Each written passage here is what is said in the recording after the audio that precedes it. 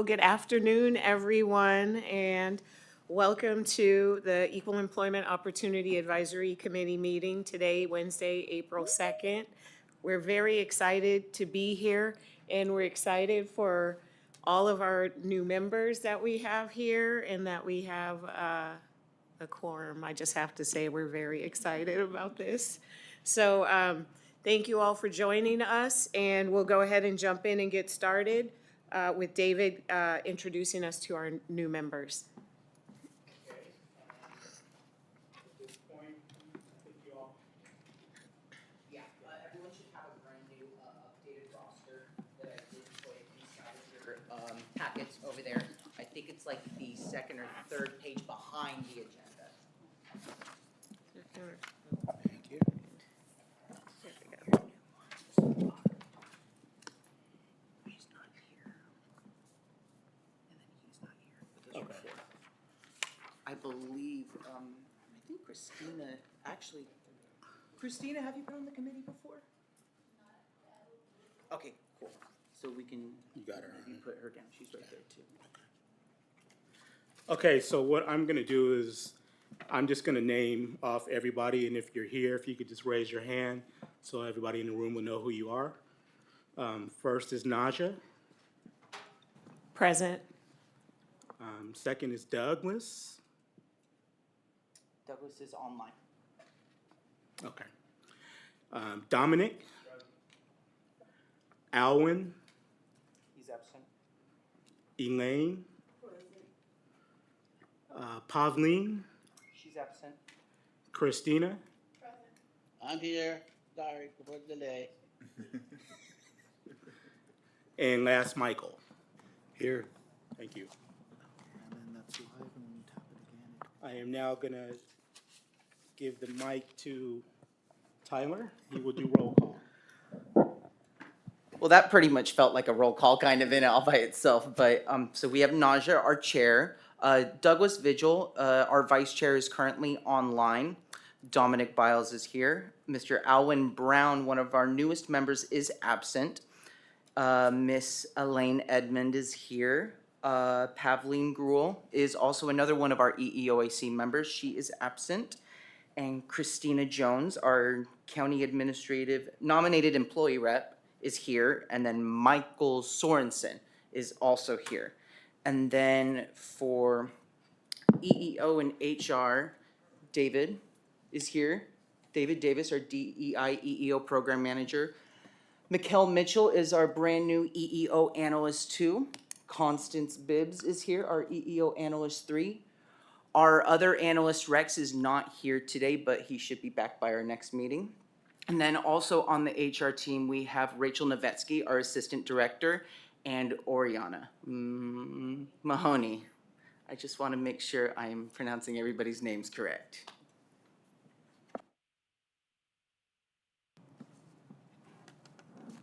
Thank you, Tyler.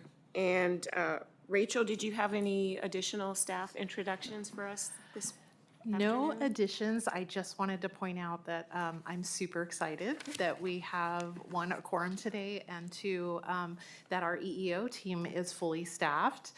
With Mikkel, Constance, and Rex, and David, and Tyler, we plan to have some great things happen and to meet the goals that are going to be outlined in the EEO plan we're going to be discussing today. And so outside of that, no, I think we're good. Awesome, thank you so much. So we'll go into approval of minutes, and we will actually be approving minutes from June, our June 5th meeting in 2024. So hopefully everyone had an opportunity to take a look at those minutes, and I'll entertain a motion to approve. Chairperson, Doug Mitchell.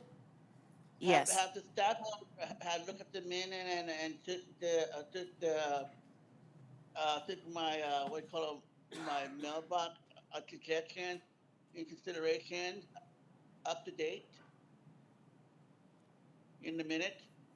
I'm sorry, I didn't get what your question was. In the minutes, you wanted to go back over the date? There was Yeah, in the minute, there was a list of suggestions that I recommendation to the HR and see whether or not they follow through with it. And that's what, I definitely will, approve the minute unless they review it, and I didn't have no word from them yet after the meeting, this meeting started. Thank you.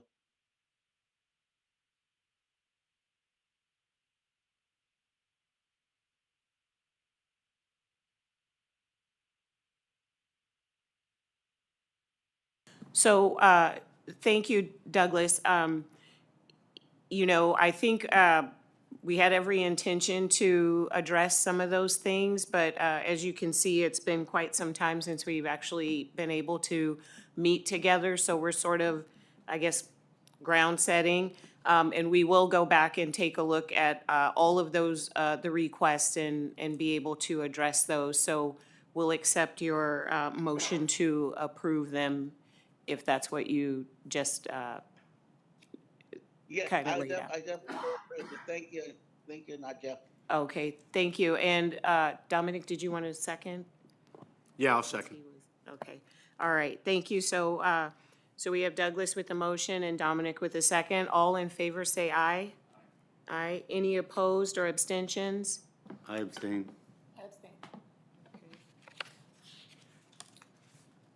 All right.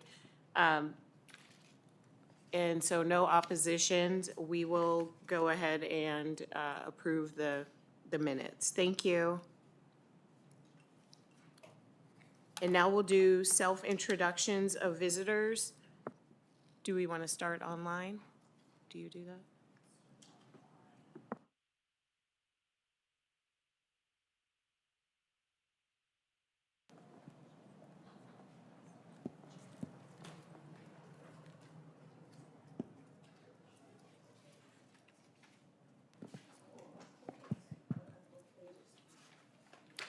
Okay, so some of the people that we have online, we have Board Member Douglas Vigil, Layetta Finister, Rob Johnson, I see he's right there as well, but he's also in here. I do apologize if I mispronounce anybody's name. I have Catherine Mays, I believe, Abe Mendoza. And then, I believe that's all of the members or the people that we have online. Lynette Chase, probation EEO coordinator. Nicole DeVincenzi, Principal Personnel Analyst, Human Resources. Monique Jones, Principal Personnel Analyst, Human Resources. Daniel Kim, Public Health Services. Hi, I'm Alwyn Brown, recently appointed committee member. First meeting. We have a spot for you right up front next to all the other committee members.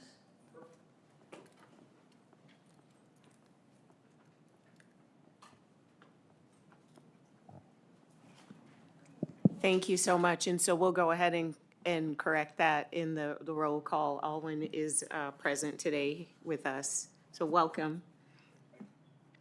And then we'll open it up for any public comment online or in person.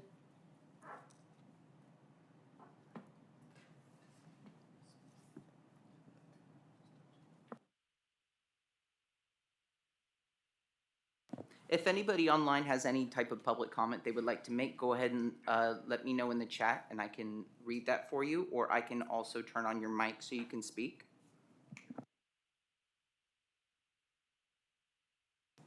Okay, thank you. So we'll go ahead and just move right along. We do have quite a few important things to discuss today in our agenda. So David, will you provide us with an EEO program report?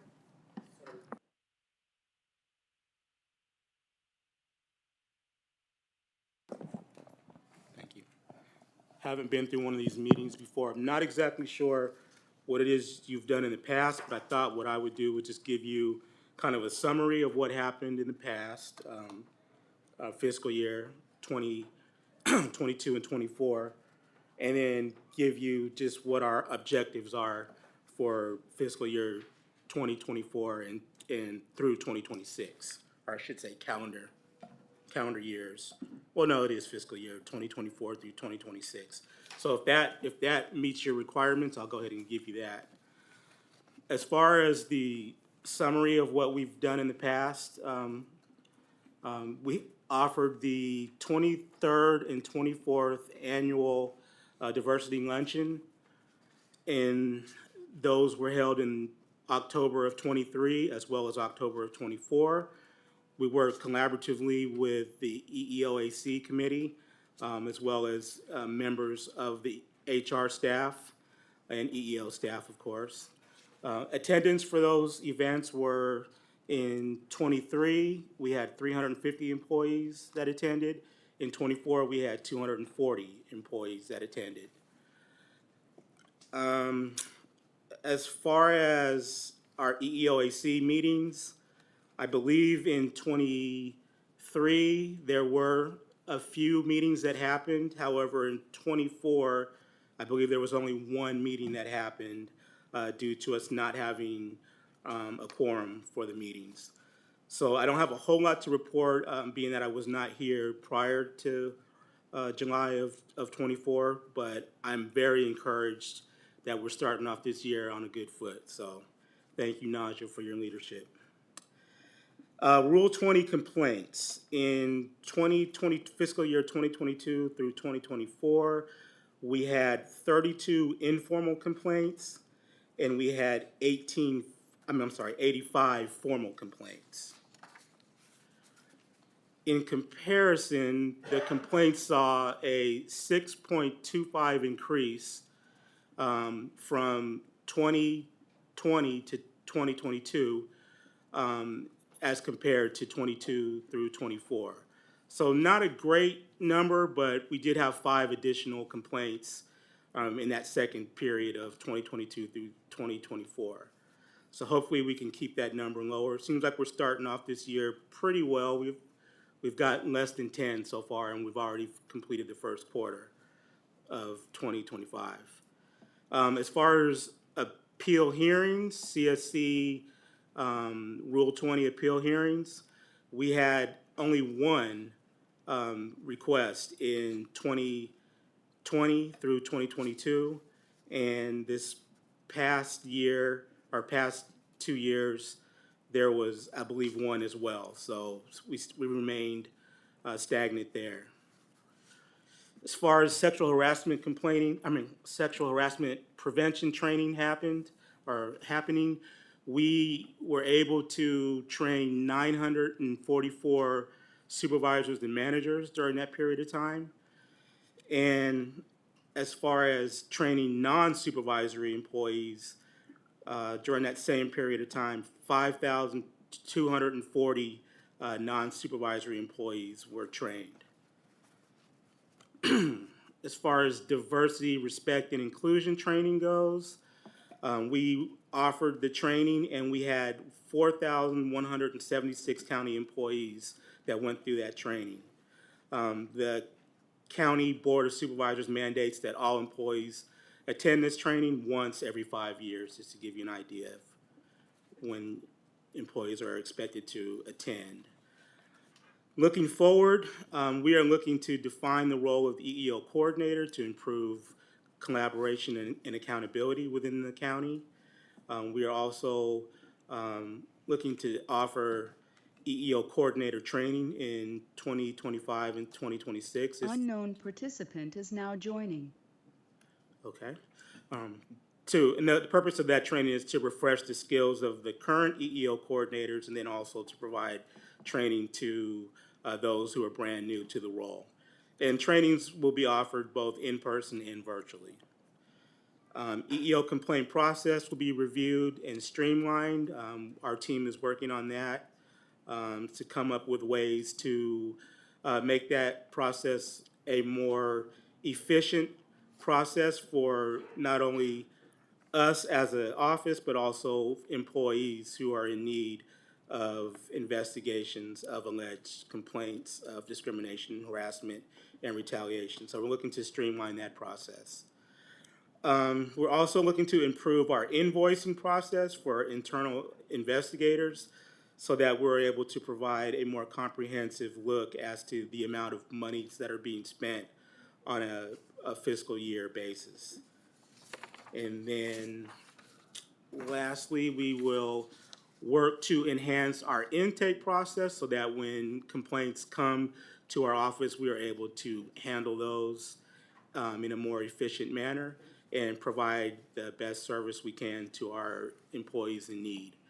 So these are the accomplishments that we worked on in fiscal year 22 through 24. And I'll direct you in the report that you all have in front of you to page 19. I'm sorry, 18. Oh, you are, okay. Well, at this point, I will ask you, are there any questions that you may have of the accomplishments and the activities that the EEO office conducted during the past fiscal years 2022 through 2024? I have a question. Sure. So can you clarify the time frame for the sexual harassment prevention training total and the diversity, respect, and inclusion? Was that 22 to 24? Yes. Okay, thank you. Typically on that one too, we will be doing a report out to you all to really kind of just give you a broader idea of what those numbers are. So every year, which would probably be not next meeting, but the meeting after, we'll go over what those training numbers are for all of the areas that we touch upon diversity. So there are several courses that we offer that touch upon that topic, and there's a report that comes from my unit staff development that discusses those numbers in greater detail and allows for an opportunity for more discussion on that as well. So just so that you know, be on the lookout for that in 2 meetings or so from now.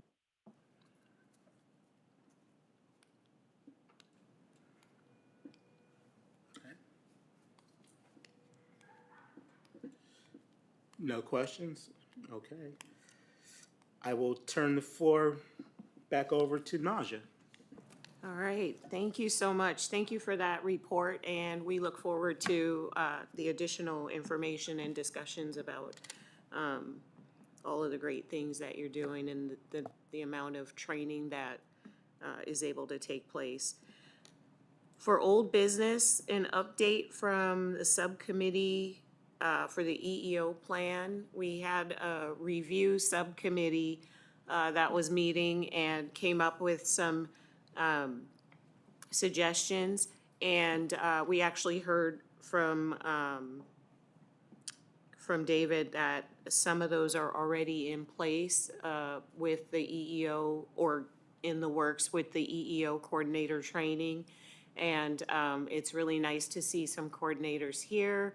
And we're looking to really do outreach and have as many EEO coordinators attending these meetings and getting to be involved in having an opportunity to participate in all of the work that we would like to do, but also like the diversity luncheon and other things that take place annually. So thank you so much for that. And it looks like in new business, we're actually going to talk about that committee. As some of those members are no longer here, we would like to make sure that of the folks that are here have an opportunity to participate in that subcommittee where we look at the EEO plan and just, consult and give some thoughts and ideas on areas that we might improve so that it's comprehensive, easy to read, easy to follow, and really reflects the work that is happening in the community. And so with that, it looks like we'll go into elections.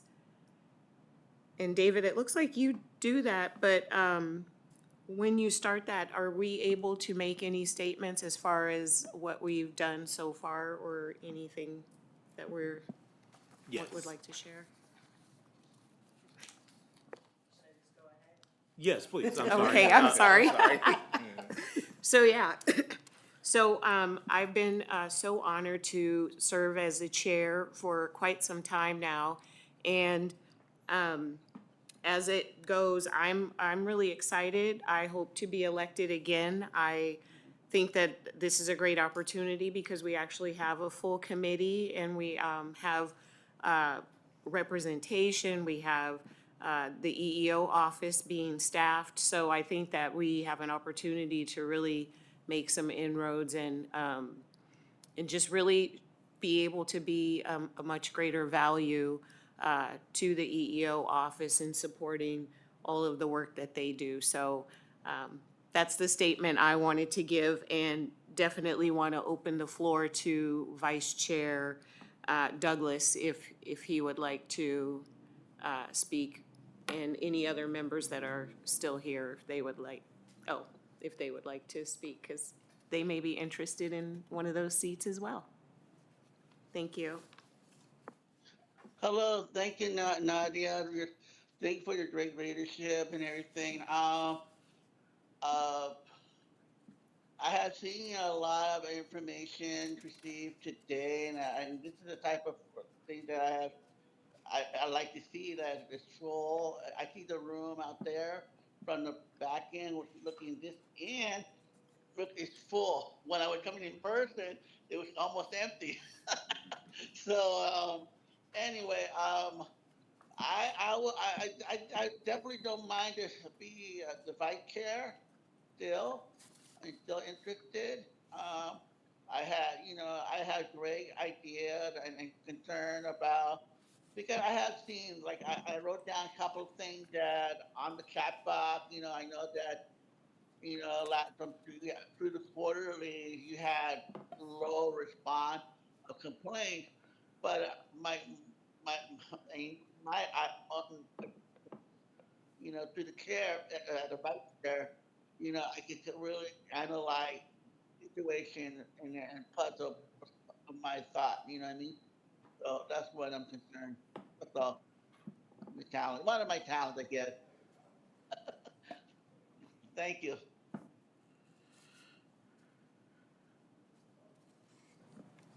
Thank you, Douglas. And would any other members like to speak? Dominic, would you like to share?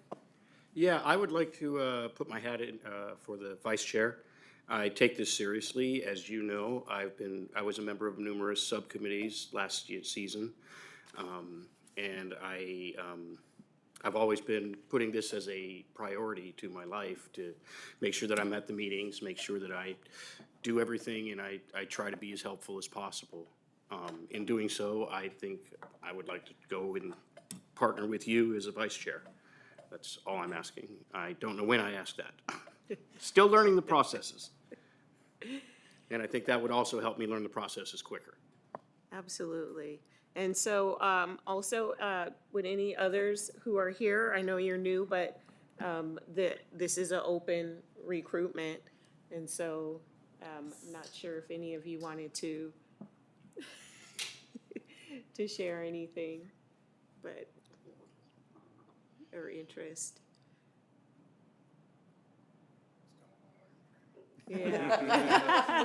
Still in training. I understand that, yes. So David, do you want to go ahead with the rest of the Sure. process? And now just for this question, can I make a suggestion? Also, knowing that it's an election time, wasn't aware how if this is going to be taken now. But based on my experience, I am a former San Joaquin vice chair, San Joaquin Board of Education. I was elected last a couple years ago, and I have a lot of government experience. And also, I've been on many boards as well. On the Civil Service Commissioner, I've been on the Mental Health Board, equal, and now I'm on the HIS. I mean ISS, in caregiver. So I have done a lot of previous board member as well, but also an elected official, previous elected official. I know how government work and what the human and the budget also work as well as far as the HR as well. So and with that experience, I have a long time experience with that as well. Thank you so much. That's it. Thank you, Douglas. So, for the position for the office of chairperson, I'm not sure how you've done this in the past, but I would imagine the best way would be to ask all of those in favor of, oh, okay. So do I have, I'm not, do I, at the chairperson. I didn't hear. Can you repeat that, Doug? I nominate Nadia as the chairperson at the continue. Okay, so it's, I'll second that. okay, it's been seconded that Naja has been nominated for the chairperson. All those in favor, I'll just go by voice, who are in favor of Naja continuing as chairperson, please say aye. Aye. Okay, that sounded pretty much like everybody to me, so. Okay. Are there any opposed to Naja being, or continuing as chairperson? Okay, hearing none. Oh, yeah. Are there any abstentions? Seeing none or hearing none, I would now like to report that the ayes have it, and Naja, you have been elected to continue as a chairperson. So congratulations. Oh, do you accept? I do accept it. Thank you so much. All right. Thank you. Okay, now for the vice chair office. Do I have nominations for the vice chair? I'd like to nominate myself. Okay. That was Dominic. I second that nomination. Okay.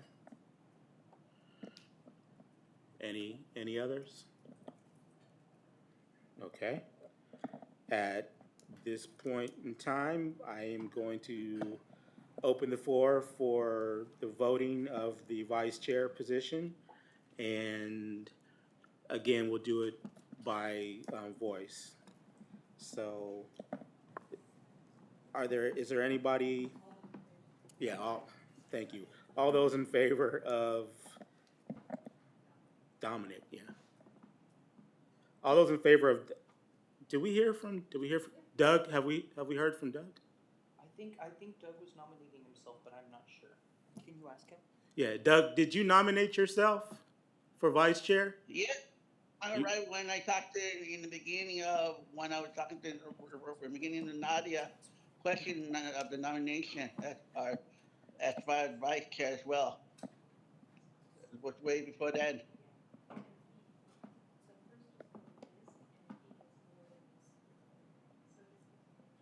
Okay, so at this point, I'm gonna ask for those in favor of Dominic to be the vice chair, please say aye. Aye. Aye. All those opposed, say nay. Any abstentions? Okay, Abstention. so Doug, you're abstaining? Okay. Abstention. Okay. So with those results, the new vice chair will be Dominic. Do you accept, Dominic? I do, thank you. All right, it's official. Dominic is now the vice chair of the EEOAC. Congratulations.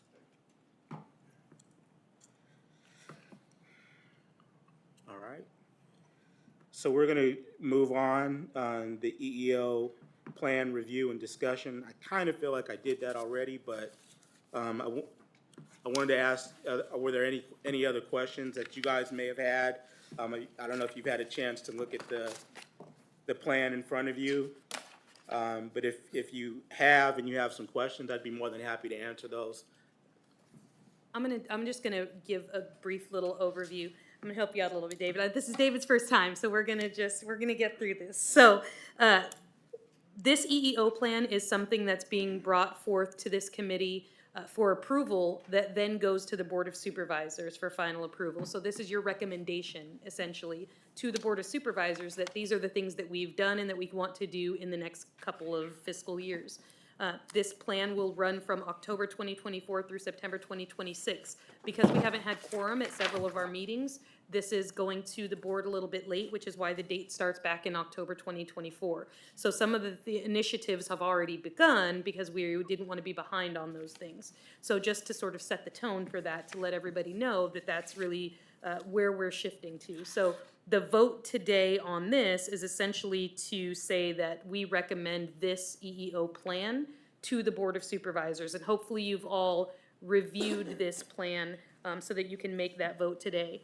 As soon as the voting is done, I am going to go over some of the objectives in just a little bit more detail for you all. And I think that when it comes to the plan itself, a lot of it is demographics, other types of information, initiatives, things happening. But the objectives really are where sort of the meat and potatoes of the thing are, where you're sitting with the information on the things that we intend to work on over these next 2 years that aren't just your everyday going through the motions of the job itself.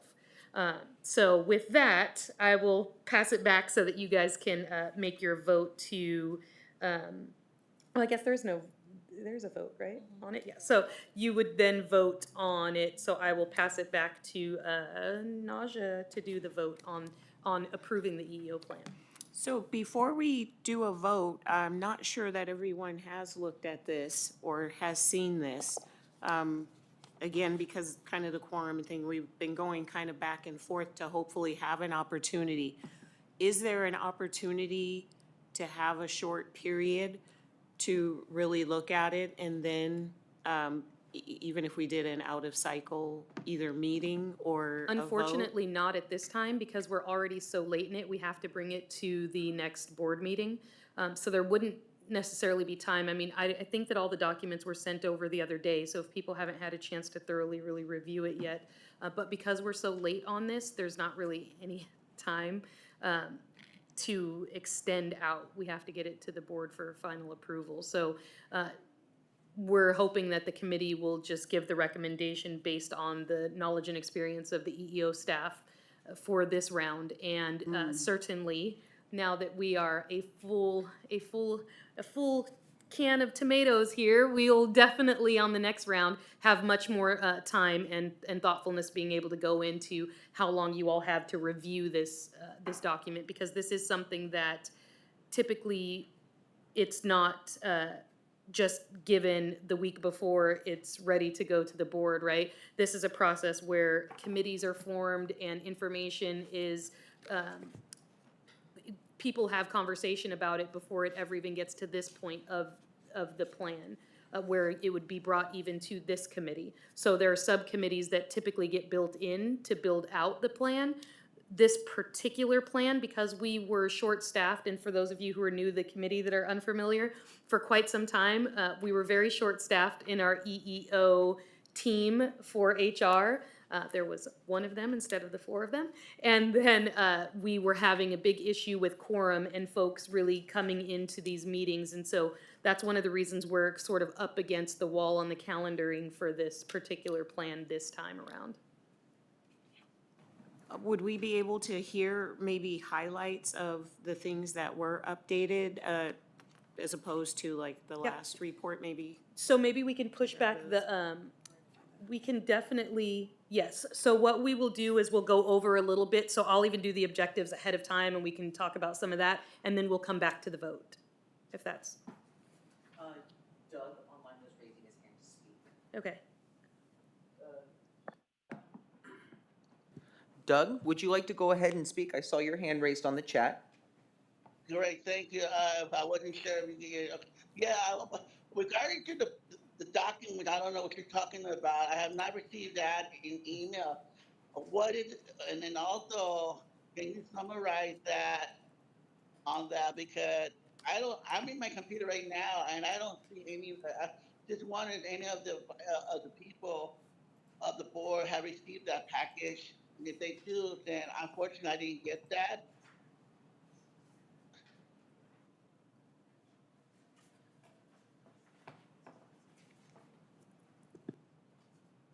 But if you could summarize it, that'd be great. If you could do that, if possible. Yeah, I'm so- okay with that. So thanks. Tyler's gonna go ahead and drop it into the chat so that you can pull it from there directly and review it as well. But I'm going to go over just a couple of things. So one of the things that I'm gonna do is read over the action plan and then talk about some of the objectives. And really, at the end of the day, that sort of summarizes what we plan to and intend to do. And that, again, like I said, is the basis of this plan outside of just numbers, information, demographics, that sort of thing, how many complaints we've had. All of that information is in this plan as well, but the thing that we're concerning ourselves with on this committee are what are the things that we're gonna be doing to advance and make it better here at San Joaquin County. So I'll just read through this, and then if you have questions on this, we will have a moment to be able to have a conversation about that, a discussion about that, and then we'll move to the objectives, and then we can have discussion about that as well. right. Oriana, what page are you on? I am on page 39 of the EEO plan. So we're gonna start at page 39 for the action plan to address underrepresentation. While the county has made progress in, While the county has made progress in diversifying its workforce, opportunities for improvement exist. San Joaquin County is committed to making its workforce profile more closely reflect the available labor market in the community. In all job categories where underrepresentation has been identified in the county workforce, hiring goals have been established. The county's goal in recruitment of all job categories is to maintain a hiring rate for females and racial ethnic groups that is at least equivalent to the percentage representation of females and racial ethnic groups as identified in the most recent labor market census. Therefore, the county's hiring goals for the 2024 through 2026 plan years are equivalent to the availability of genders and racial ethnic groups indicated in the county utilization analysis. The actions and/or strategies indicated below are to create a sufficient pool of qualified applicants for the underrepresented job categories for entry-level or above employment and through promotional opportunities when positions are available. The following is an action plan that the county has formulated to address underrepresentation and to achieve the hiring goals established in the utilization analysis. The specific actions associated with achieving stated hiring goals are in addition to the county's overall commitment to equal employment opportunity. So the first category is recruitment. The County Human Resources Employment Services team will continue to identify and utilize local and regional recruitment sources to increase applicants in all job categories where underrepresentation exists. Specific recruitment activities implemented by Human Resources Employment Services include but are not limited to establishing contact with colleges, universities, trade schools, and/or other educational institutions as sources of outreach of qualified candidates. And that essentially just says we go to job fairs, whether they're education fairs, job fairs, that sort of thing, and our team typically goes out there and has tables to administer that process. Informing recruitment sources of county job vacancies published in the Employment Bulletin and posted to the Human Resources website. Those recruiting sources include community and governmental organizations, colleges, schools, and organizations representing minorities, females, veterans, and individuals with disabilities. So places like college and career readiness resource centers and that sort of thing, we do postings on to ensure that there are certain websites that colleges use nowadays where we post information on there as well. Placing recruitment advertisement on social media and web-based job boards in an attempt to increase applicants in all job categories where underrepresentation exists. Electronically distributing recruitment announcement information to all county departments. So one of the things that we do, whether it's internal or external, we do send out email blasts to let people know what availability there is for certain jobs that are coming out as well.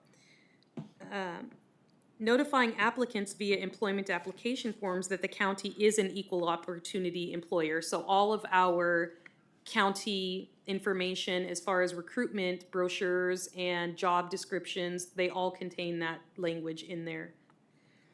In coordination with the Human Resources Employment Services, the HREEO may be involved with local and regional women, minority, and other underrepresented cultural organizations, events, job fairs, and oral board participation where the county can be established as a viable employer for all qualified candidates. Human Resources Employment Services has received feedback from the EEOAC on exploring ways to highlight the county's diversity on their website and the county's employment opportunities page. As a goal during the period of the EEO plan, Human Resources Employment Services will actively participate in the rebranding process to ensure that the website pages reflect eye-catching examples of our diverse workforce. So that's something that they're going to continue to work on, but they've already made huge strides lately in that area. So even our recruitment brochures have been revamped in many ways. Human Resources Employment Services continue to partner with the Employment and Economic Development Department, or WorkNet, and has collaboratively worked with WorkNet to create county employer-focused job fairs. These job fairs allow applicants to communicate with Human Resources Employment Services on the application and selection process, as well as meet with county department representatives to learn more about the broad range of employment opportunities we have to offer. The Human Resources Director or designee represents a report of the county's outreach and recruitment efforts to the EEOAC on an annual basis. The next section we're going to go over is training. SJC Engage will continue to provide, and let me just preface that by saying SJC Engage is our internal, for those of you who are unaware, our staff development unit goes by 5 different names. One of those is SJC Engage, and that really is just our county engagement, our employee engagement area. So things like training, workforce development, wellness, all of those fall under the staff development category, which are all under our SJC Engage program.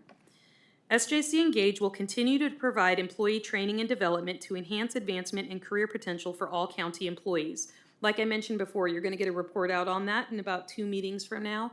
We do offer a wide variety of trainings focused on diversity, but there are many other areas that we focus on in our trainings.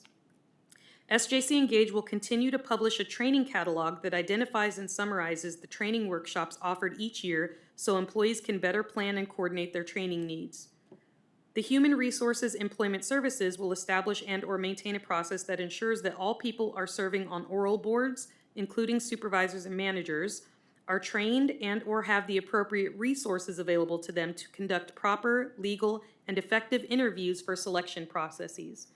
So some of this is, we do background checks and that sort of thing. So we do offer our staff who are responsible for that other types of trainings, so implicit bias training and that sort of thing, so that they're familiar with that process when they're going in to review some of those documents. The next category is career development. SJC Engage will continue to educate county employees on benefits available to them to promote personal and professional growth, so that's part of our wellness program as well.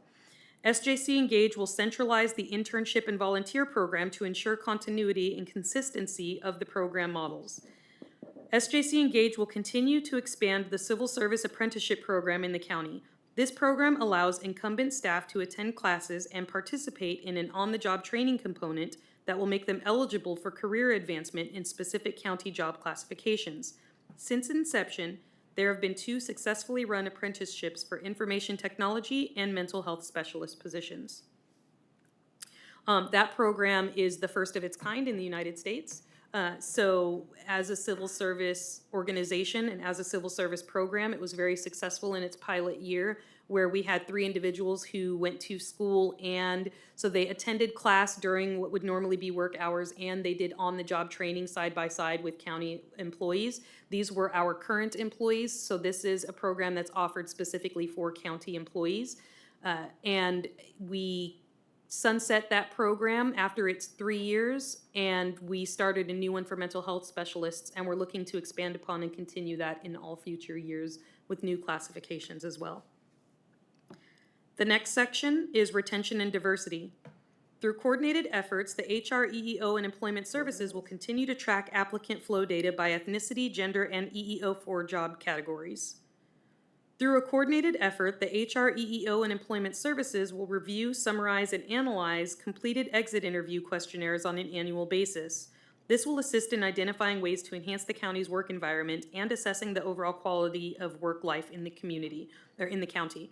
That is one area that I know we've talked about and discussed for some time. That is a process and a program that we plan to revamp so that we really can collect data in a very thoughtful manner when discussing exit interviews.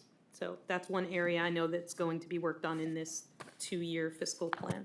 And I will just add that part of that review is to do more of stay surveys. So really having surveys of the onboarding process after their, first 90 days, 6 months, year into employment with San Juan King County. So we're getting a little bit more real-time experiences as to what our employees are going through and things that we can improve upon from a retention and growth succession planning standpoint. Are there any questions in that section before we move on to the objectives?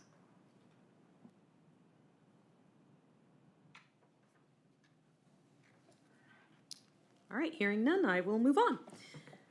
When it comes to the objectives, these are the things that we really hope to accomplish over the next 2 years during this plan period.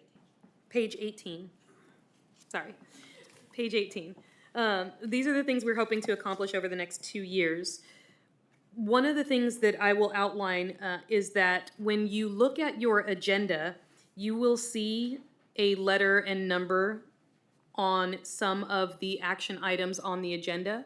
And that is something that we implemented last year because we wanted to be able to identify what these topics were in relationship to our objectives for our plan. So that way we're able to really identify what it is that we're doing to hit these objectives, and we can always go back into these agendas and see the areas that we were able to target and discuss in these meetings. Yes? On page 19, should diversity events be number 8? It doesn't fit with exit interview automation. Oh, good call. Yep, you're right. We will go ahead and get that corrected. Thank you for that. All right, so I will dive into these. We're going to start with the EEO program objectives. So one of the program objectives is to continue to ensure that the county complies with applicable federal and state EEO laws and reporting requirements. This one is pretty standard and stays on there every year because it's just a requirement of what we have to do.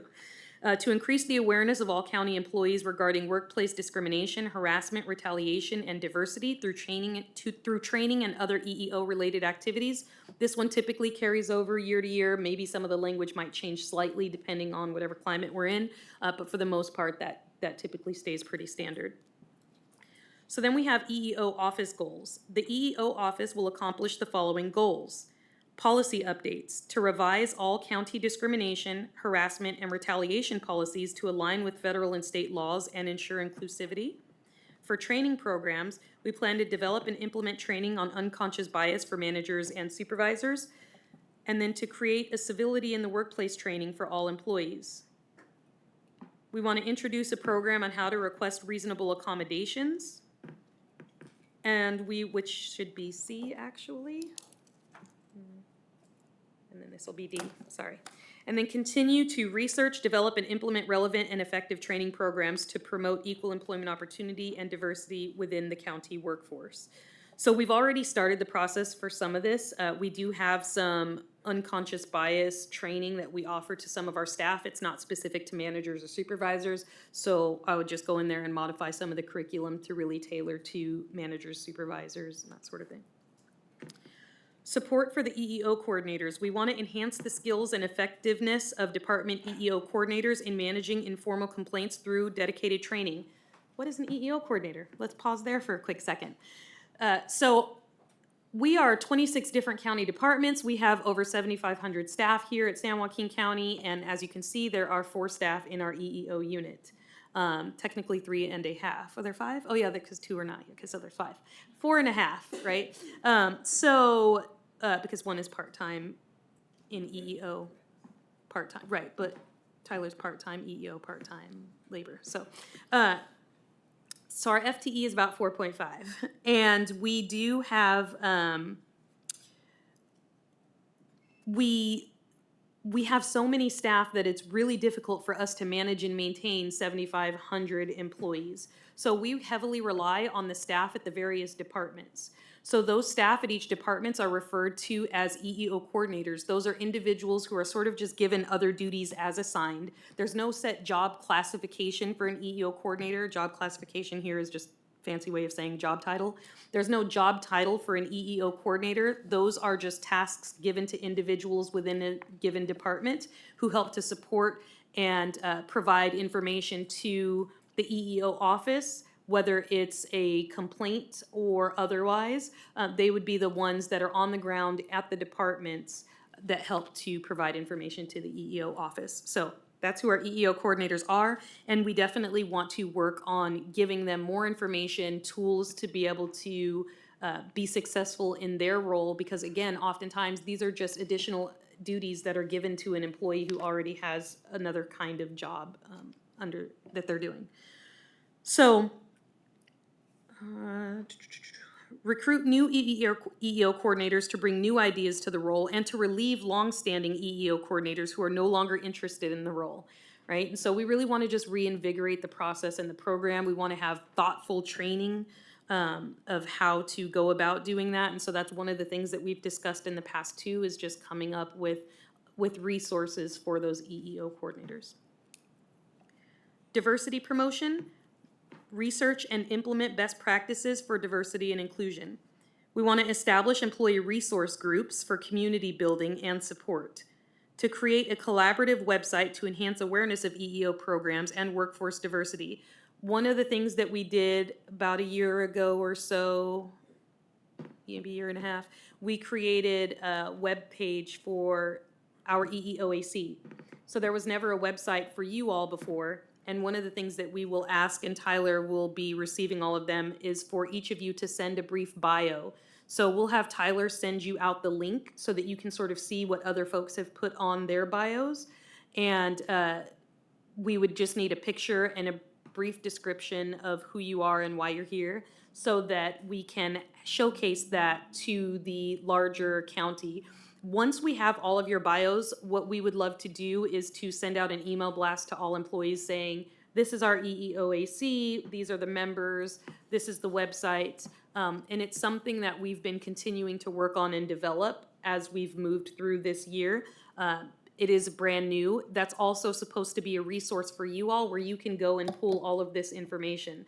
So Tyler will be sending all of these documents over to our Information Systems Division, who will then get it all up on the website.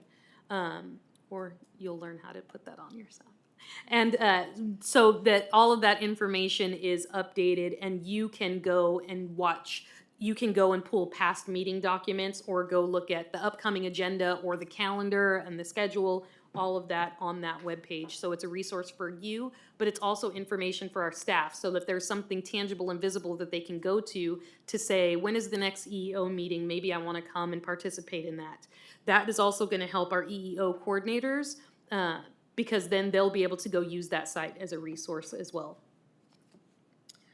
We want to organize workshops and seminars on topics to improve positive workplace interactions. The next category is complaint monitoring. To carry out thorough, independent, and impartial investigations of formal complaints adhering to established protocols and practices, ensuring compliance with Civil Service Rule 20. For those of you who are unfamiliar with Civil Service Rule 20, that is one of our guiding principles here as a civil service organization. So I would encourage you as new members of the committee to just take a look at what that means, because it is going to inform a lot of your decisions here on types of things that we have to do as an organization under that requirement. Expert advice. To advise and support departments and employees on EEO-related issues. That's something that the EEO office that's their primary goal, right? Is to support the departments and the employees with any EEO-related issues that they may have. The exit interview automation, we talked about this already slightly. It's to automate the exit interview process in order to encourage participation. So really working to make that a much tighter and stronger process so that we can collect data that's going to help us to find ways to improve on our products and services that we're providing to the members of the community as well as our employees. Number 8 will be diversity events. To organize countywide diversity events for 2025 and 2026 to promote inclusive and cultural awareness. So one of the things that we intend to do is offer virtual lunch and learn sessions, to do some TED Talk discussions, to have some community events, whether those are job fairs, cultural festivals, 5K walks or runs, and just really just getting information out there to staff. A diversity happy hour. Sorry, this is the first time I'm reading this. I'm like, okay. Table topic discussions, non-alcoholic drinks and snacks. To organize monthly and quarterly speaker series. And then last, which will be number 9, is annual reporting.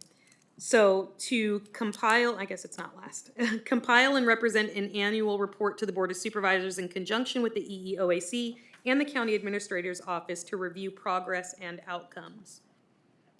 And then the EEOAC goals under C would be the EEOAC will continue to support EEO programs and projects for San Joaquin County. So not a small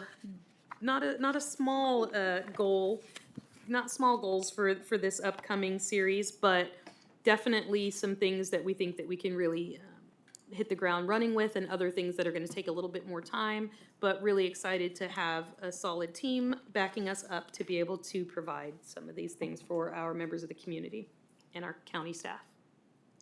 Any questions on any of those items?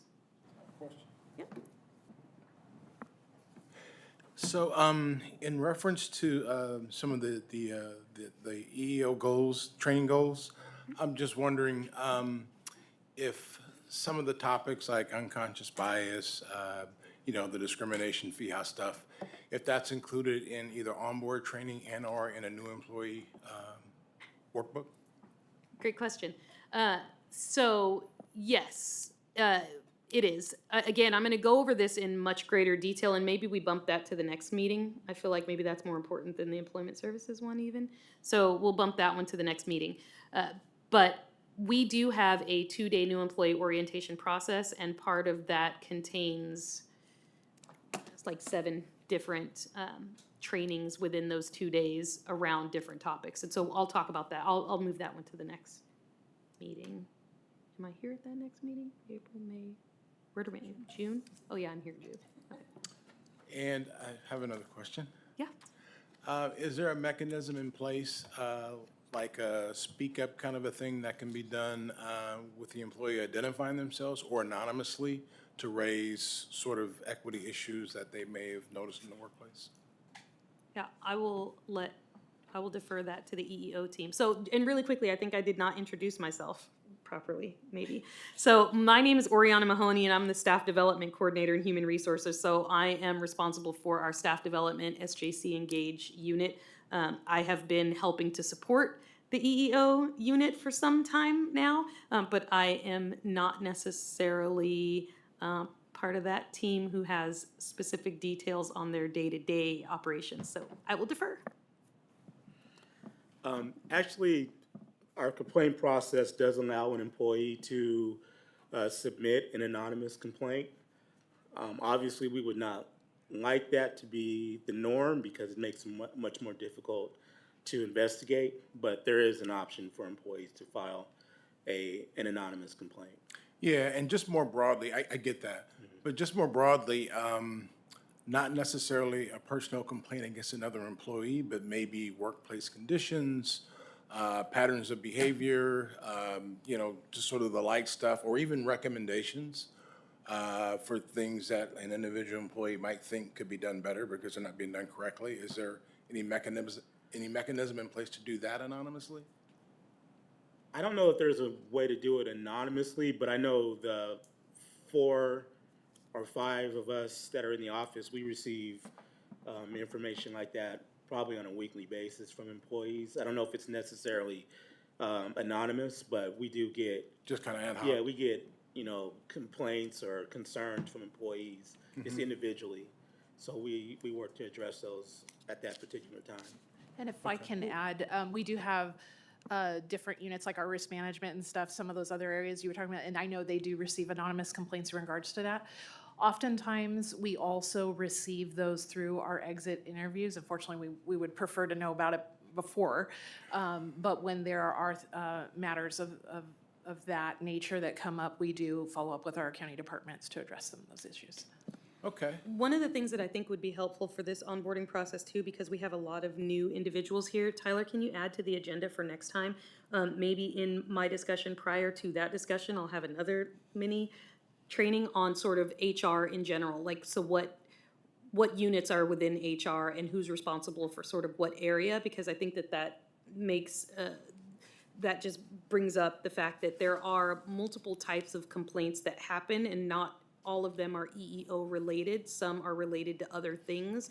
And so it would be an entirely different unit within human resources that this committee wouldn't necessarily. So I'll just do a brief slide or something overviewing what HR, who is HR. So, and just to address some of that too, in our trainings themselves, we do have processes on exactly what they're supposed to do when they're filing a complaint around discrimination or harassment specifically for those trainings. Other type of trainings, or workplace violence has a process for that. So there are many different processes that get discussed within those trainings itself. And once we dive into those trainings, I think that will be helpful. So I think the next meeting is going to be very informative for you all, especially those that are new, so that you can really get a, sort of an idea of what the county structure is, human resources wise, and some of the things that we offer to staff. I think that that's a good starting point for this. And at one point, we even discussed creating like a video. A video for onboarding new EEO coordinators, so that you can have this information ahead of time, so that you come with some knowledge of how we operate here. I know coming from private sector, nonprofit sector, it was a whole new world for me coming here. I'm like, what do you mean we can't just do that? Red tape, red tape. So, you know, there are a lot of things that you have to make yourself aware of for me in my role, but as you as committee members too, so that you know where the boundaries are as well of what are we responsible for offering our suggestions on, and what is an area that's outside of that scope. So I think that would be helpful. And we even at one point did something along those lines of creating a slideshow, or started or something around what the role and responsibilities of the EEOC. So maybe we go through that too. So maybe next time is just all about the training. Yeah, and I was just gonna say, while you were talking about the website, I was gonna ask about the videos, and if we wanted to revisit that and kind of add that into the website. Great questions, though. I love the enthusiasm and the engagement. Anybody else have any? Yeah, okay. Consideration for how we report out on gender, male, female, kind of limiting. There's also unknown is listed on 35, which is kind of an odd one for gender. Either we really didn't know, or someone declined to answer, or something else. But it's only one, which I get that that's a small number, but if it was because the person chose not to fall within the binary, it makes raise a question. I thank you for, that's a really great point. We do, for purposes of reporting to the federal government, it has to be male, female. The state of California, we know, offers a much broader ability and legal requirement as far as how someone can identify. And so our employment applications, where we get a lot of this information, allows for them to either decline to state, or state whether, you know, they're binary. And that information, so you'll start seeing it on this report because we capture it. But a lot of it for the EEO4 reporting from the federal standpoint, it'll still be male, female. Sure, I get it. But if this is an internal or a county specific, we can do whatever we want, right? We can. The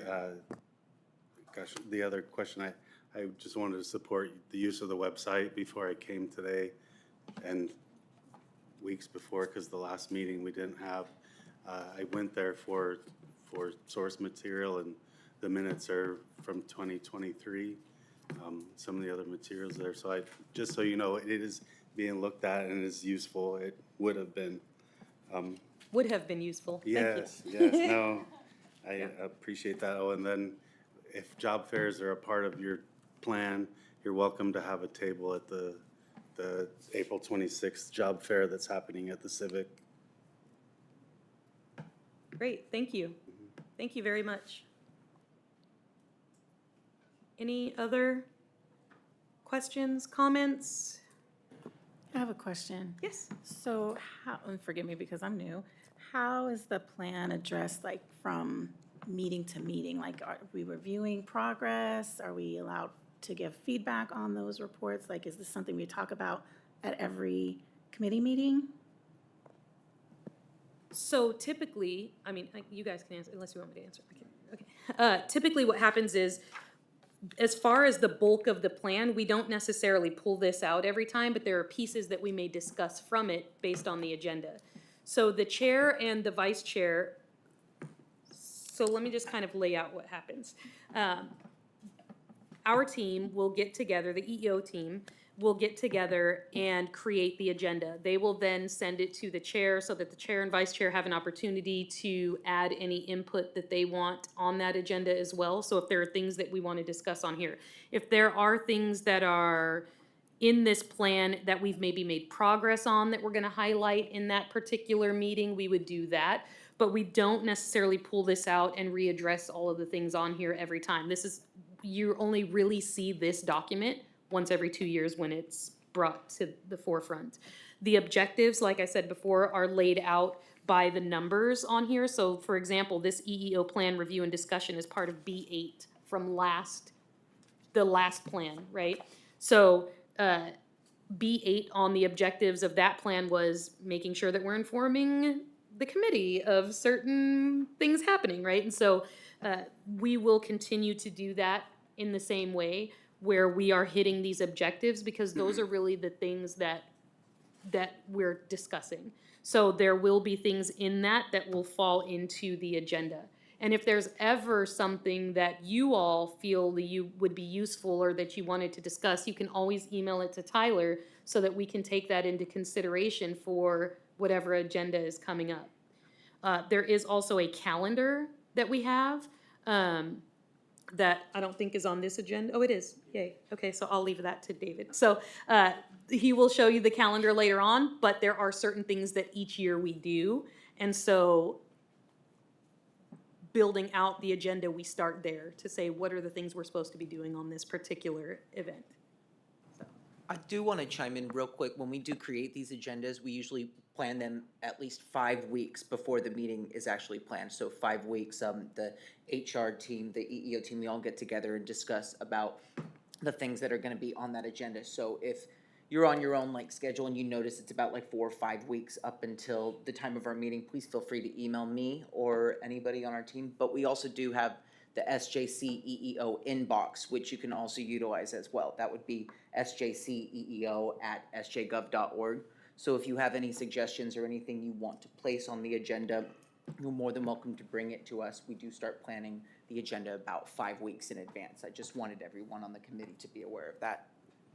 Thank you. And if I could just add also, we do have, and it is for up next for discussion, but an EEO plan subcommittee at which we can talk about this as often as we like, whoever decides to be part of that, and that helps to drive agenda items as well.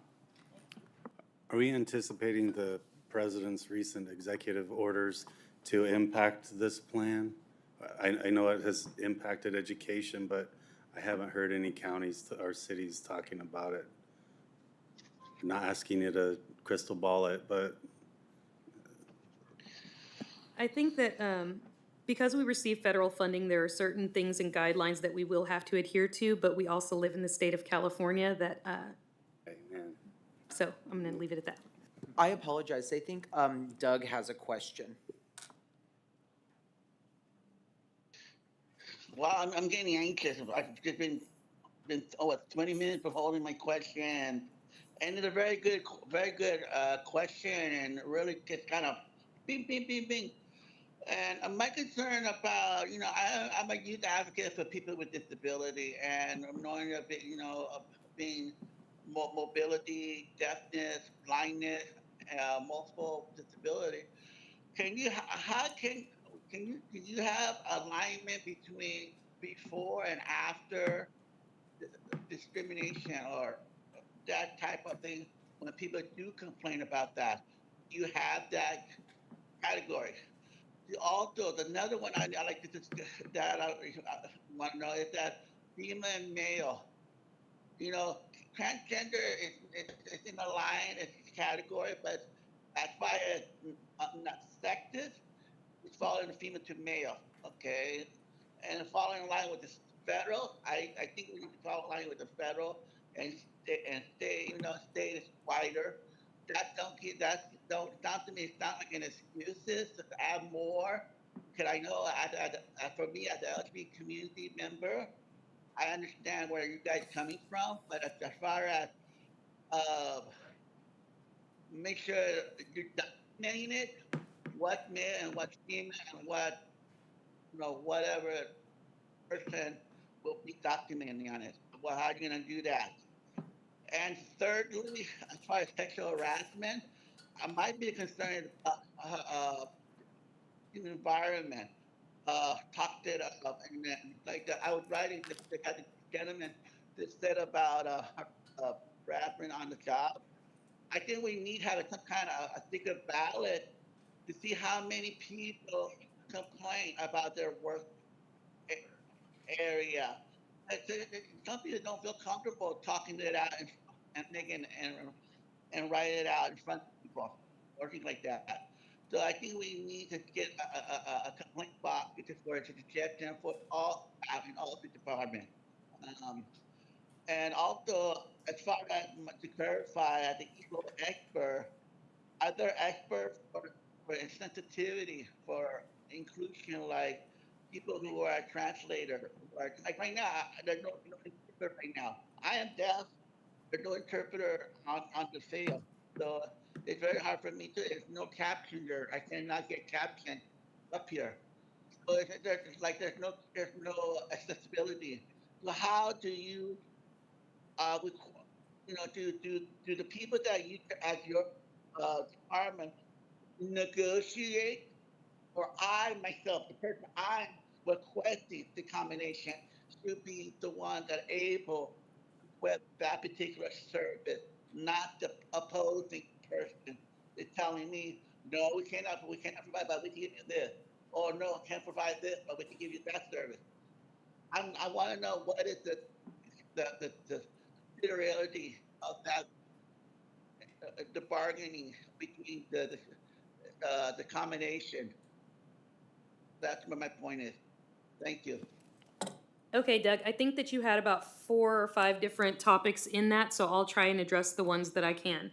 The first one is accommodations. So when we post and send out the agenda, we do have something on there that says if you need special accommodations to reach out so that we can make those accommodations. I know that in the past we've had interpreters here to help support when that is needed. One thing we should be doing, and we will definitely look into ensuring that that happens in the future, would be the captions. Whether it's supporting you get those captions by having somebody support you with the technology to give you the instructions on how to do that for your own set meeting, but we should be doing that and having the captions on all of our, particularly the EEOAC meetings.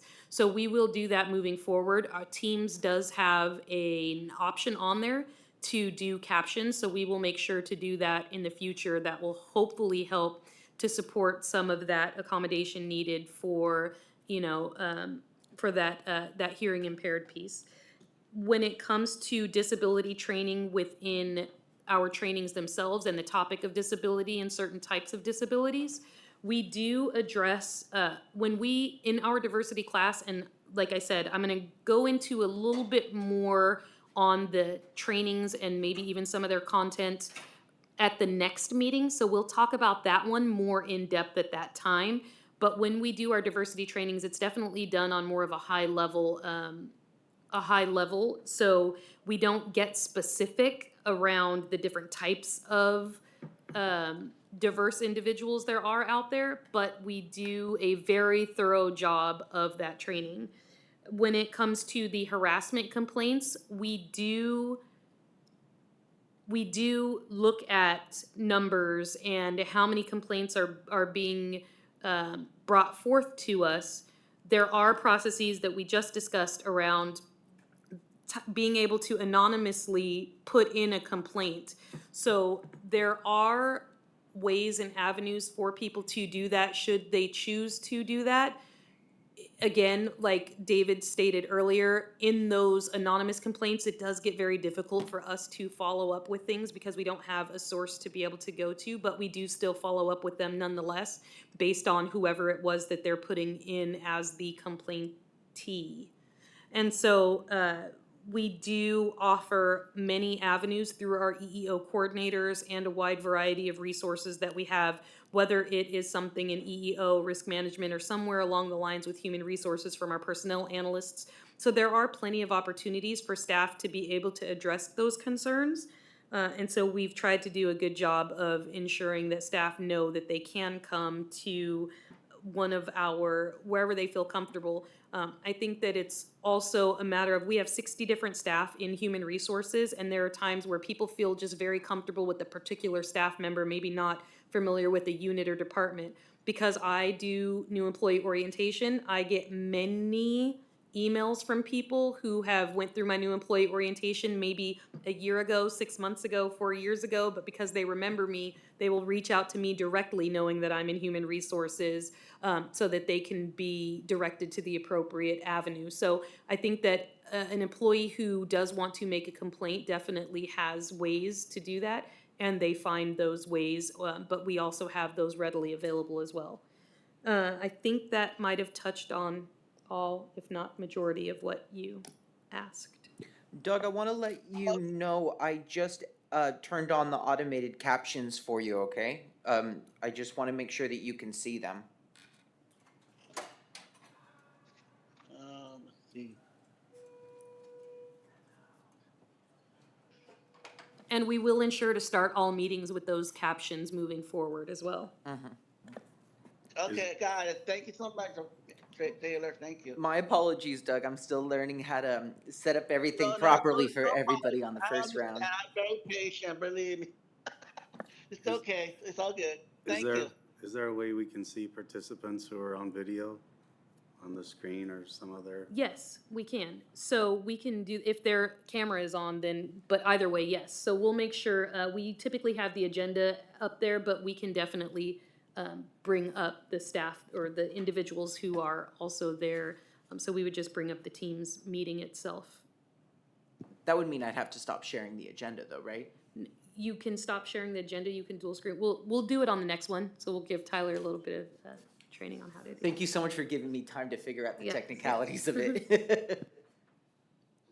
And while we're on this discussion, I just wanted to say thank you so much for the accommodation of being able to attend virtually. We really appreciate it, and I know it gives Doug an opportunity to participate, so thank you for that. And I just want to be clear about that too. That's for special accommodation if it is needed. There would typically, due to the Brown Act, we have to be in person. So only unless there are extenuating circumstances. So I just want to be clear about that. So everybody's like, oh, we can be virtual. We cannot be virtual. Just Okay, letting you any other, know, oops. Before Go I ahead. forget, like I said, for the next meeting, I might be having my wheelchair. I hope there'll be enough for me, enough room through the door to go through the cycle like last time. So just want to let you know that I'll be on the wheelchair. Okay? Yes, we will definitely make sure that we have that accommodation for you, Doug. Okay, great. Thank you so much. Are there any other questions about the EEO plan before we move on to a vote? I'll make a motion to move. Thank you, Doug. A second.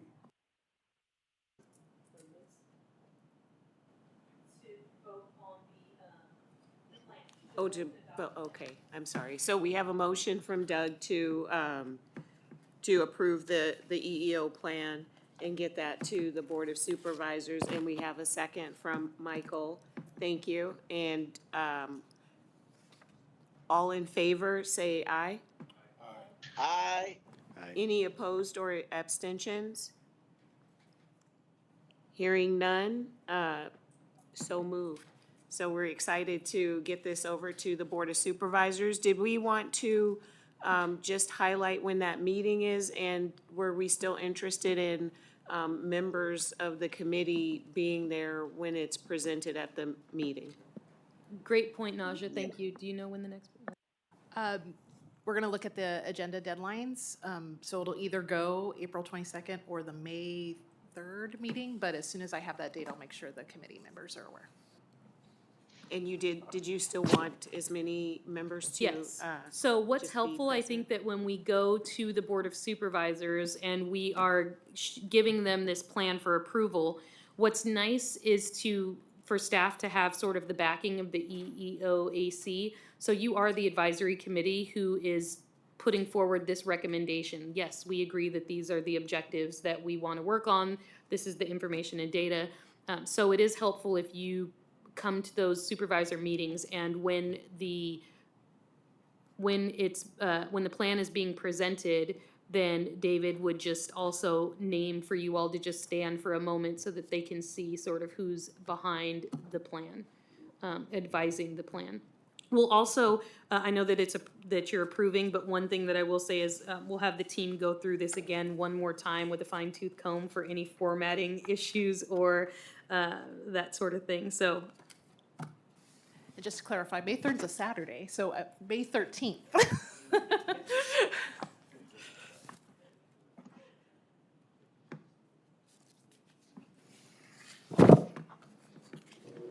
Can I just follow up with what you said? So after the revisions are made, one will be emailed to us because like Douglas, I did not receive this in advance. So it'd be nice to have an electronic version. Yeah, and we should verify too everybody's email address. And one thing I will say, check your junk mail because oftentimes if you've never received something from the EEO website from SJGov, it goes into your junk mail. So that was sent out Friday afternoon to everybody. So if you didn't receive it, then also email Tyler and just say, hey, I didn't get that packet. That way we know that you're having an issue with your email. And if you don't hear back from him, that means he's not getting your email. So we should make sure that we're in communication. Yeah, I did receive the emails. The last packet didn't have the attachments. Okay. But I'll look and see if I got something Friday. The agenda and the notes and so forth were attached to the calendar invite, not a separate email. That's how I missed it to begin with. But,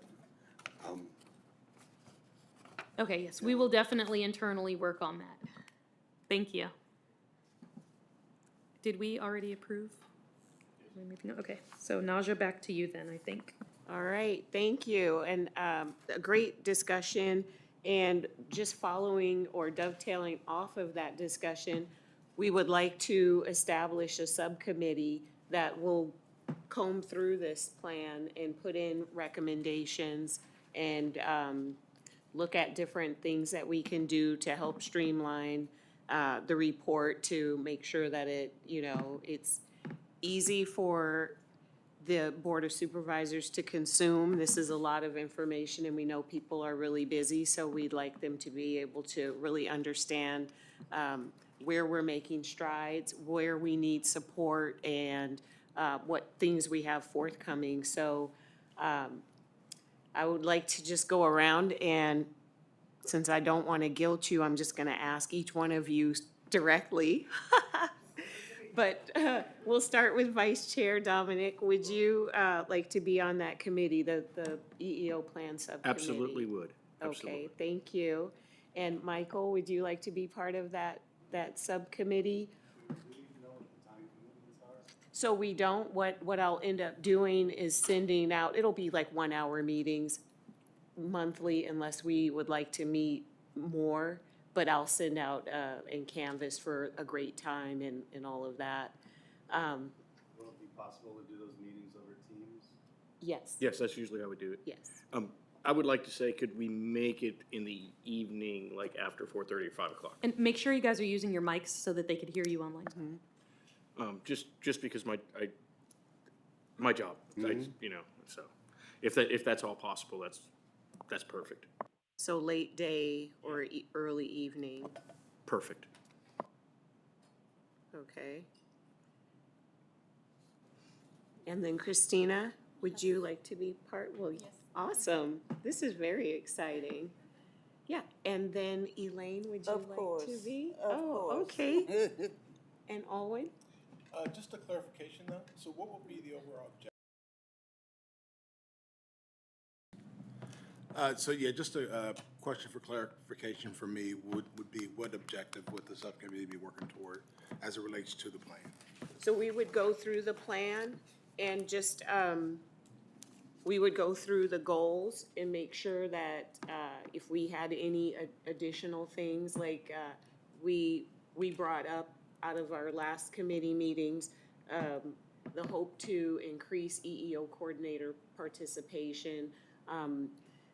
During COVID, a lot of things changed, and so we wanted to make sure that the EEO coordinators are trained and, if we could get back on that schedule of things like that. So helping just to support the EEO, office, and then helping to support with creative ideas for outreaches, for some of the, Nasia, if I the may, if I may. fairs.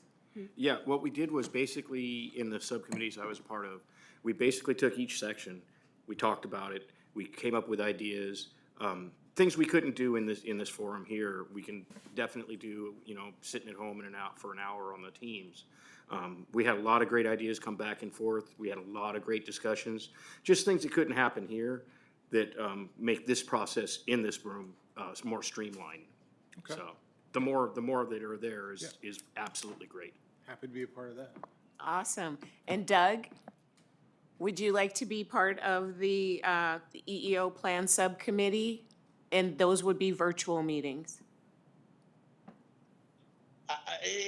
Would it be a place to go in where everybody going, or is it gonna be a Zoom, a virtual meeting? They would be virtual. Okay. I would like to commit, but unfortunately, because of my health issue, I don't know. I want to, but at the same time, due to my health, I can and I cannot. You know what I mean? No worries. So I would love to be part of the subcommittee, and I know that it's something that I always like to know since last year to know about it, because I just know what's new, but I was kind of a little afraid about that, but Right. now, How- I how- got a little bit of getting more experience. I would like to How about we just leave an try it. open invitation? Absolutely. So we'll go ahead and get it started, and then we'll keep you updated, and you can always chime in, you can always add to it, and if you are able to be a part of it in the future, you can always, hop in. We'd love to have your participation too. Thank you. Absolutely. Thank you. And thank all of you. I think this is going to be really awesome that we have such great participation. So, and we will extend that also to Pavleen when we get to meet her. All right. Do an action, So, you have to do the action to approve having a committee.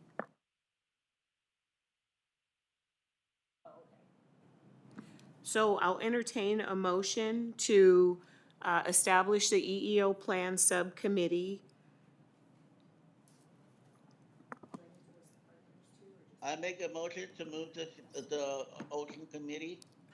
Okay, thank you, Doug. And a second? Second. Thank you, Dominic. All those in favor say aye. Aye. Any opposed or abstentions? So moved. Thank you, everyone. And now to something that's very exciting, something that's so fun and brings out all the employees, is the annual Diversity Luncheon. It's huge. It's out at the Robert J. Cabral Agricultural Center, and it's just a fun event. It's an opportunity for employees to come out, to be loved on, to be valued for all that they do, for just really celebrating diversity, inclusion, just celebrating, valuing each other and what everyone brings. And, Stockton was voted the most diverse in the country multiple times. So we just have a huge, huge group of talented employees that work for the county and serve our community. We have a diverse community.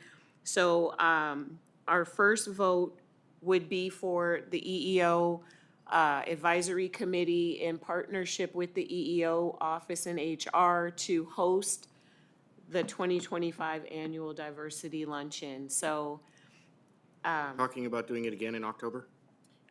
around that time frame, I don't believe we have a date yet. I think once we, The office did make reservations Yes. with the Oh. Ag Center, for the 23rd of October.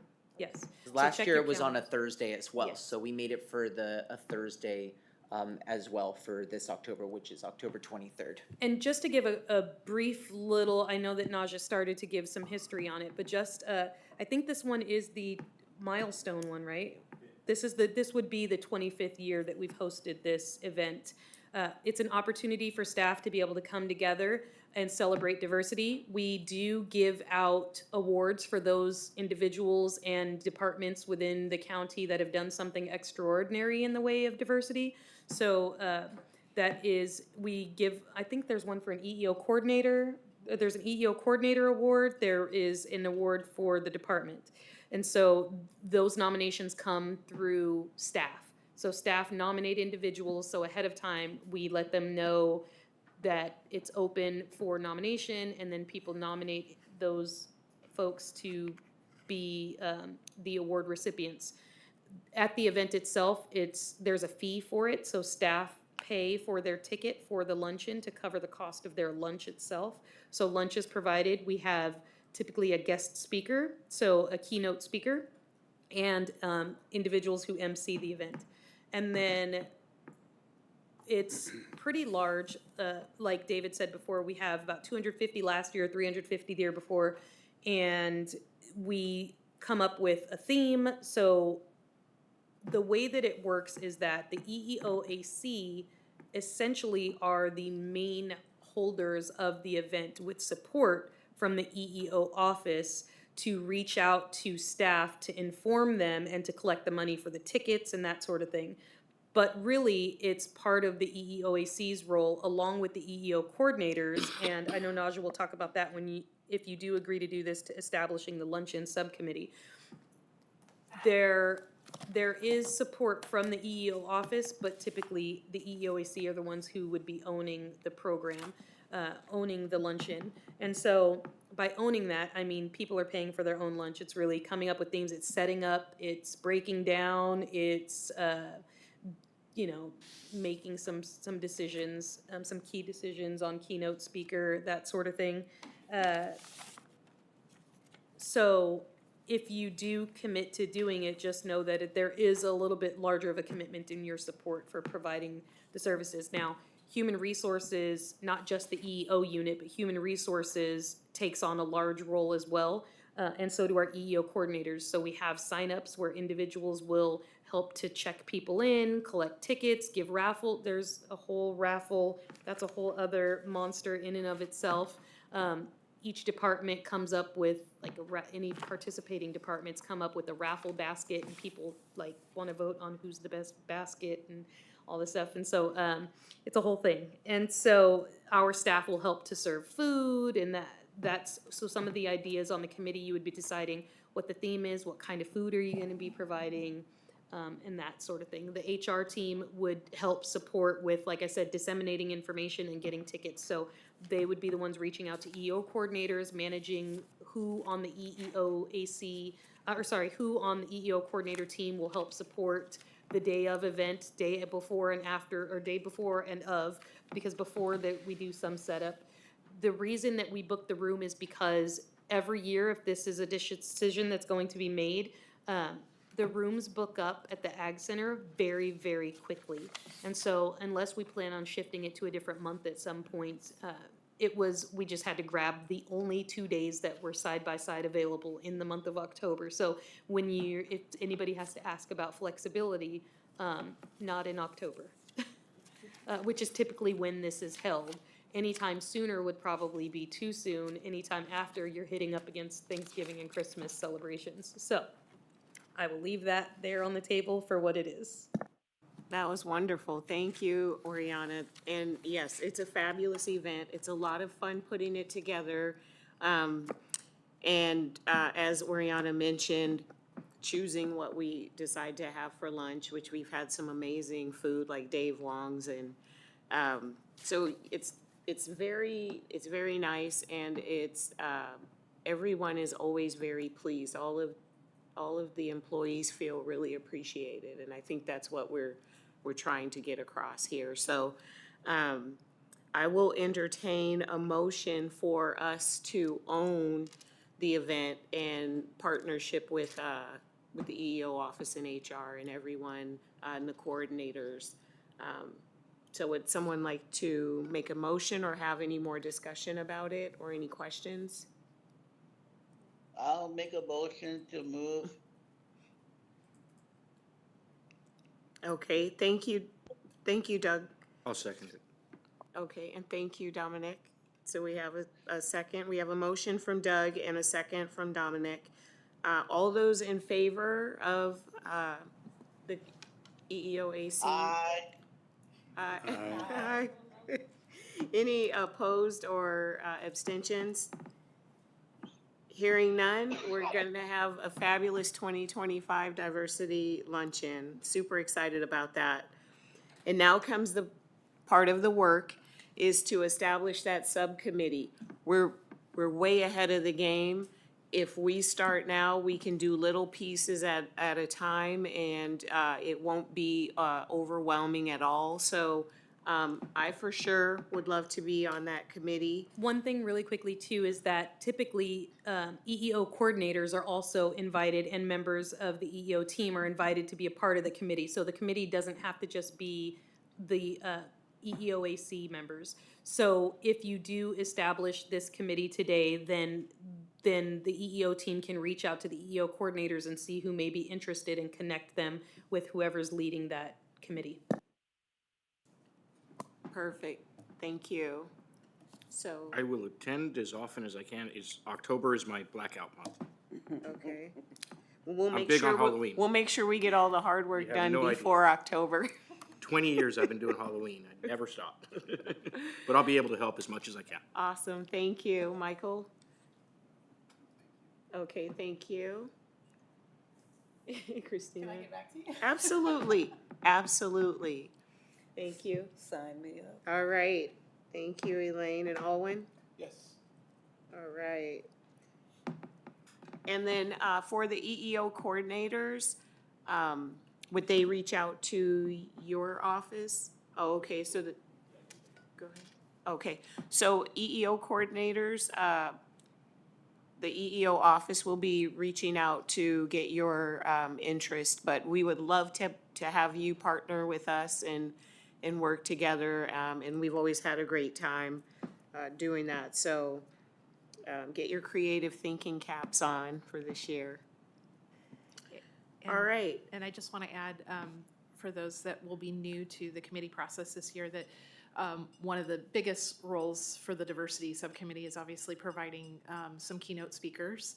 And I just wanted to let the committee members know, and we'll, that is something that we need ahead of time, because we have to actually run the suggested keynotes by our county administrator before finalizing. So that would be probably one of the first big things. Absolutely. So we'll go ahead and we'll have our first meeting, and we'll do a timeline, so that way everything lines up. And so do we need to do an action to establish that? So I will entertain a motion to establish the luncheon. Oh, I'm sorry. Doug, I know you mentioned before, but I want to put it out there if you're interested. Oh, I didn't do it yet, right? No, yeah. So I'll entertain a motion to establish the luncheon subcommittee. Motion to establish the luncheon subcommittee. Okay, so Dominic has made the motion. Do I have a second for the lunch Second. subcommittee? Doug? Okay, Doug Second. seconds. And Doug, would you like to be part of the subcommittee? Yes, please. Okay, thank you. All those in favor say aye. Aye. Aye.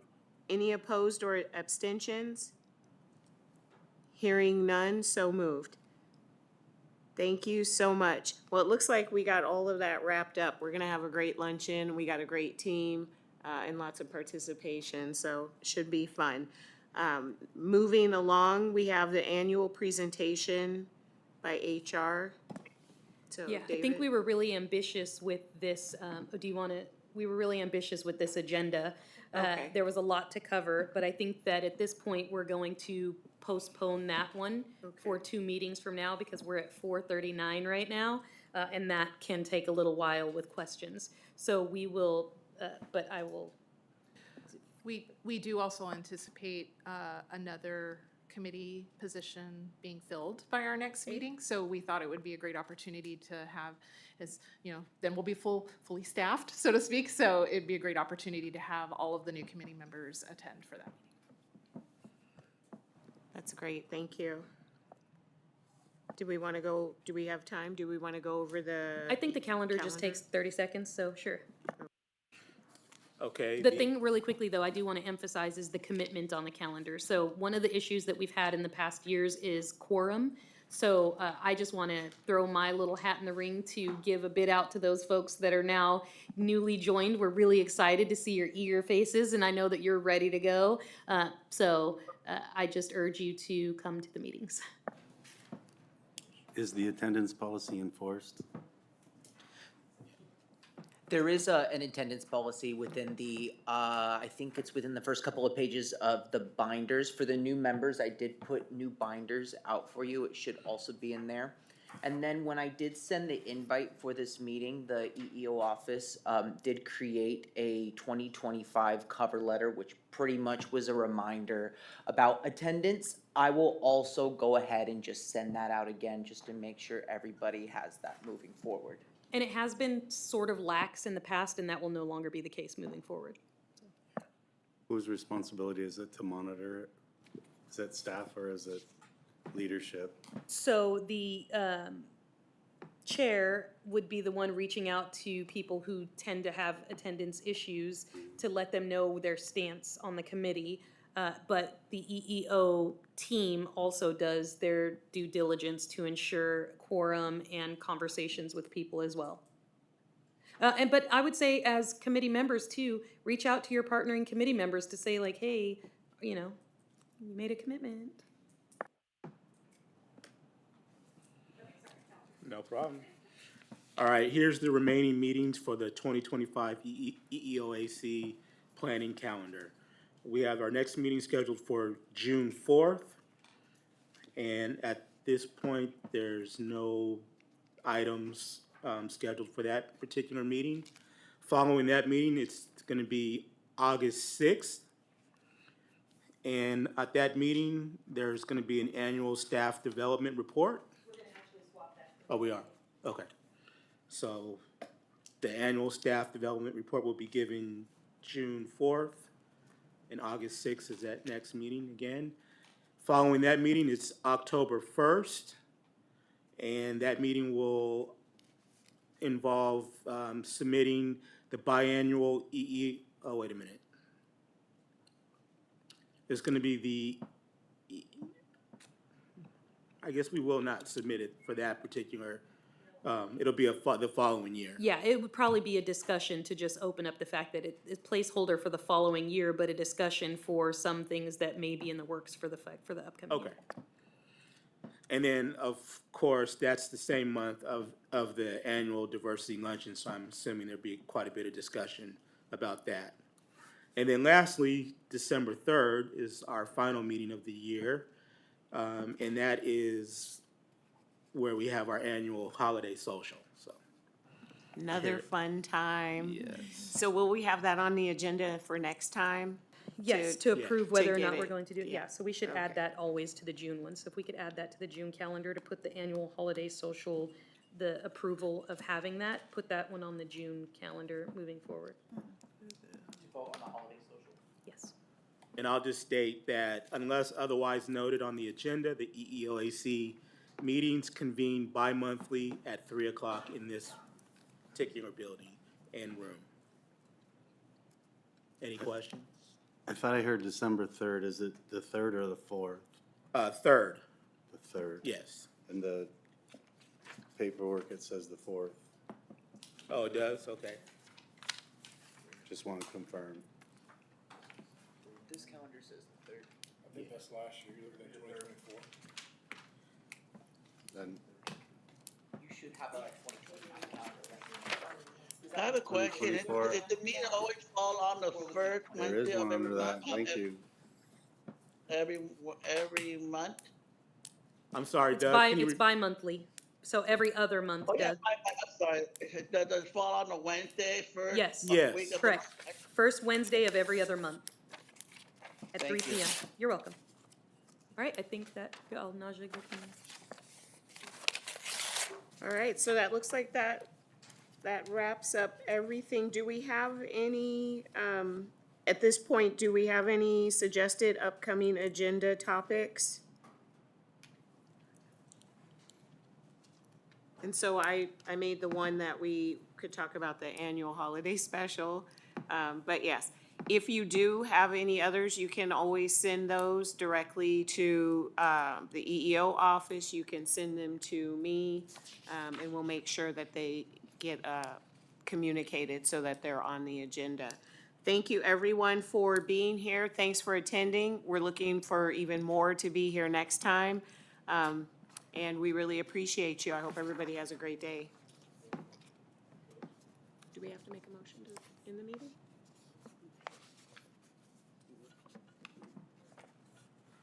So, oh, okay, so the meeting is adjourned. Thank you.